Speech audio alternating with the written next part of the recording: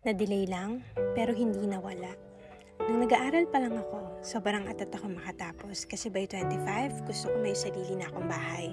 By 27, may dream car na. By 29, kasal na at may sarili ng pamilya. Akala ko noon, kapag yung plano ko sobrang ganda at sobrang laki tapos sobrang pulido pa, mangyayari sa oras at panahong idineklara ko. Pero hindi pala ganun. The process is not linear. Hindi laging patag ang daan, hindi palaging maayos. Kahit maganda ang plano, pwede pa rin ma-disappoint. Kahit pulido ang mga detalye, pwede pa rin ma-delay. Sabi nga sa Proverbs 16 verse 9, we can make our plans but the Lord determines our step. Kaya ang panalangin ko ngayon, Lord, mangialam ka. Revise my plans and make it better. Minsan madadelay ang mga plano pero hindi naman mawawala. But good news is, whether God do it today or not, His plans for you are perfect.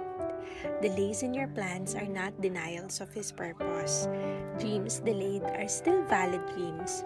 Everything will always work together for our good. Kakasimula pa lang ng Enero, huwag mainip ha, may nakatadhana at tinakda para sa'yo. Na-delay lang, pero hindi naman